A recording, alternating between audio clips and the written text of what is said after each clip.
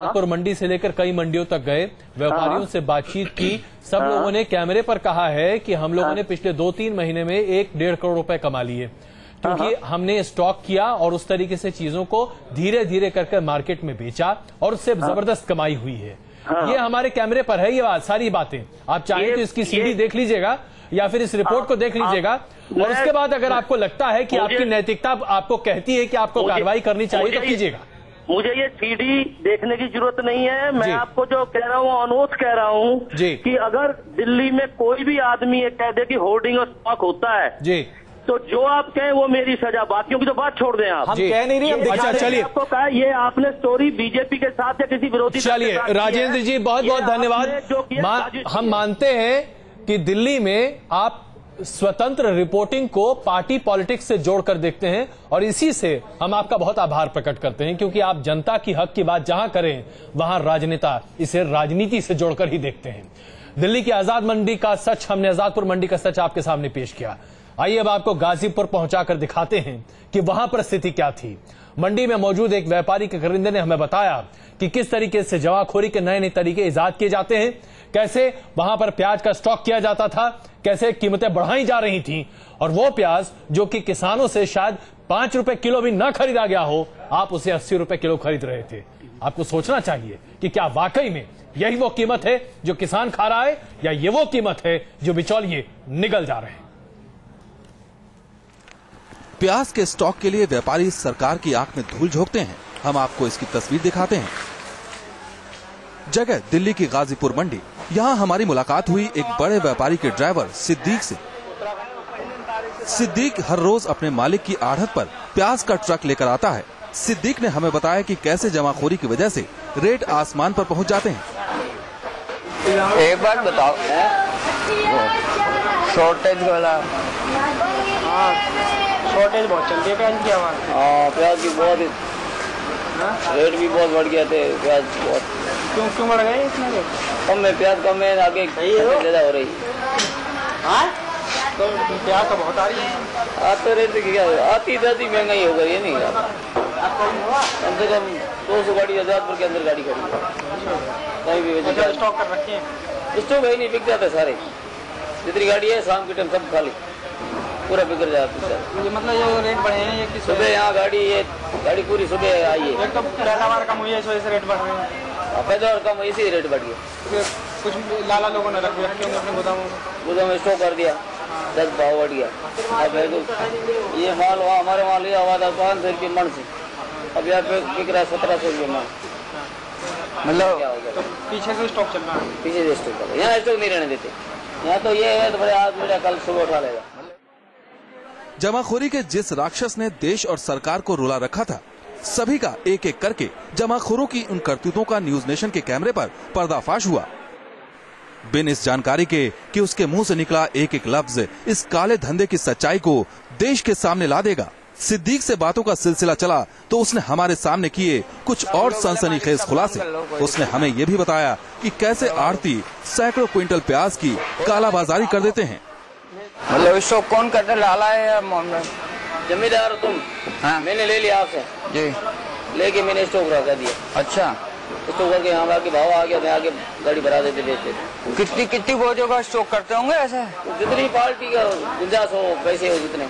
जैसे फिर भी 10 गाड़ी कर लेते, 20 गाड़ी कर लेते। एक गाड़ी में कितना आते हैं? 150 कुंटल। बोरिया बताओ कितनी है? बोरी 300 बोरी। ये 300 बोरी और 10 ट्रक वो स्टॉक कर लेते हैं। हाँ ज्यादा, कई गाड़ी 50-50 करते हैं, कई पार्टी। अच्छा जी। काला बाजारों पर हमारी ये पड़ताल अभी यहीं खत्म नहीं हुई है। अभी कई और चेहरे ऐसे हैं जिनका नकाब उतरना बाकी है। हम आपको बताएंगे कैसे थोक से रिटेल तक चलता है काला बाजारी का खुला खेल। दिल्ली से वीरेंद्र वशिष्ठ के साथ दीपक त्यागी, न्यूज नेशन। तो अब आपको समझ में आ रहा होगा दरअसल प्याज की कीमत 80 रुपए किलो तक क्यों पहुंच गई। बाद में सरकार ने हालांकि कहा कि हम 50 रुपए में देंगे, लेकिन सवाल यह है कि आप जमाखोरों पर कार्रवाई नहीं करते। जब भी आपने देखा होगा कि इन सरकार से पूछा जाता था, टका सा जवाब मिलता है, सब राज्य सरकारें कार्रवाई करेंगी। दिल्ली में तो कांग्रेस की सरकार है, फिर कोई सवाल करेगा कि आखिर इन जमाखोरों पर कार्रवाई क्यों नहीं हुई। हम आपको दिखाएंगे अब गाजियाबाद की साहिबाबाद मंडी का सच। लेकिन उससे पहले आपको समझाने की कोशिश करते हैं कि कैसे किसान के पास से बाजार तक पहुंचते पहुंचते प्याज कालाबाजारी का शिकार हो जाता है। आखिर प्याज क्यों हो रही है महंगी और क्यों आम आदमी रो रहा है प्याज के आंसू? इसकी सबसे बड़ी वजह है कम पैदावार। किसान, जमींदार, आड़ती, बड़े रिटेलर, छोटे रिटेलर, आम जनता। सूखे और बाढ़ के चलते इस बार खेतों में प्याज की कम पैदावार हुई है। गरीब किसानों ने जल्दबाजी में या घबराहट में अपनी फसल बड़े जमींदारों को बेच दी। बड़े जमींदारों ने मौके की नजाकत को देखते हुए इस फसल का एक हिस्सा अपने पास स्टॉक कर लिया। कम पैदावार और जमींदारों की जमाखोरी की वजह से मांग के अनुपात में सप्लाई घट गई और मंडी के रेट बढ़ गए।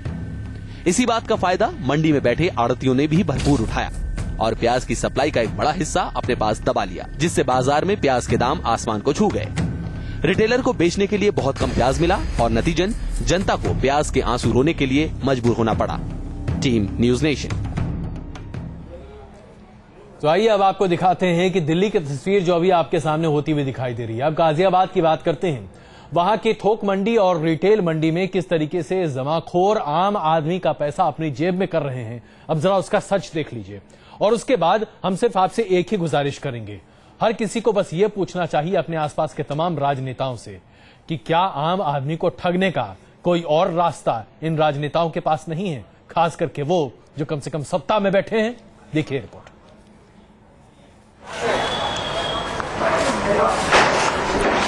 सुरसा के मुंह की तरह बढ़ती महंगाई की नब्ज टटोलती हुई न्यूज नेशन की टीम पहुंची गाजियाबाद की साहिबाबाद मंडी में। यहां भी हमें कालाबाजारी की कई शिकायतें मिली और कुछ देर यहां की टोह लेने के बाद हमारी मुलाकात एक नामचीन आड़ती के कर्मचारी से हुई।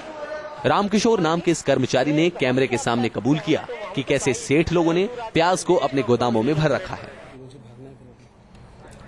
तो जिस तरीके से हम गाजियाबाद की पूरी कहानी आपको दिखाएंगे, राजकुमार चौहान जी इस वक्त हमारे साथ मौजूद हैं, दिल्ली सरकार के मंत्री।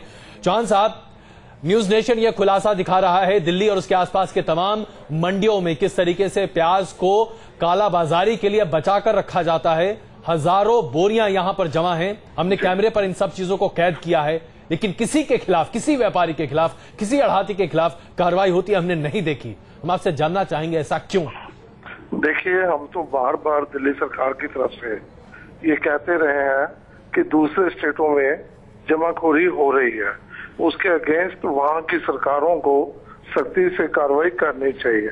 बावजूद इसके कि दिल्ली के अंदर अराइवल कम हुई, हम लोगों ने अपने ही तंत्र के साथ टेम्पोज के द्वारा दिल्ली के अंदर प्याज बिकवाने की कोशिश की, जो कि दिल्ली में हमारा सवाल ये नहीं है। सवाल ये है कि आजादपुर मंडी में जमाखोरों ने भारी भरकम पैमाने पे प्याज जमा कर रखा है। कितने जमाखोरों को आपने जेल भेजा, सवाल ये है।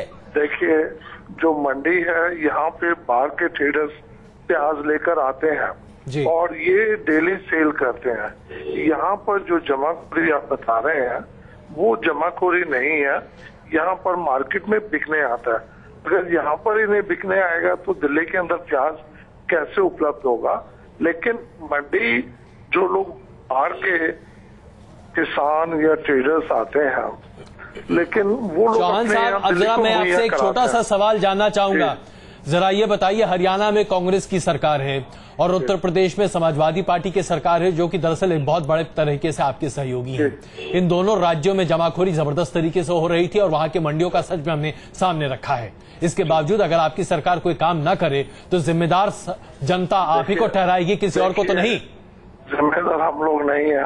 हमारे यहाँ दिल्ली के अंदर कोई उपज नहीं है, बाहर से हमारे पास ये सब चीजें बिकने के लिए आती हैं और तभी दिल्ली के लोगों को मुहैया होती हैं। हमने बार बार दूसरे स्टेटों में जमाखोरी के लिए कहा है, लेकिन दिल्ली सरकार वहां जाके तो कोई काम कर नहीं सकती। लेकिन वहां की सरकारों को जिम्मेदारी से साहब, आप बाकी राज्यों को छोड़े, आपने क्या किया ये बताइए ना। कितने जमाखोर जेल में हैं? देखिए, हमारे यहाँ दिल्ली में आजादपुर मंडी, यहाँ पर सब्जियां बिकने आती हैं, जमाखोरी के लिए नहीं आती। चलिए चौहान साहब, तो आप ये मानते हैं कि आप दिल्ली की सरकार पाक साफ है और अगर दिल्ली की जनता बहुत बड़ी हुई कीमत दे रही है और जमाखोरों को और बिचौलियों को पैसे अपनी गाढ़ी कमाई का दे रही है मुफ्त में, तो बिल्कुल सही है। बहुत धन्यवाद इस चर्चा के लिए और हम चाहेंगे कि आप इस रिपोर्ट को देखें ताकि आपकी सरकार जरा इतना तो कहे कि हाँ जमाखोरी होती है। तो जनाब, जमाखोरी होती है, उसके लिए दिल्ली सरकार, हारून यूसुफ साहब इस वक्त हमारे साथ मौजूद हैं। हारून यूसुफ साहब, मैं आपसे भी समझना चाहेंगे, दिल्ली सरकार जिस तरीके से जमाखोरी पर कोई भी अंकुश लगाने को तैयार नहीं है, क्या आपको लगता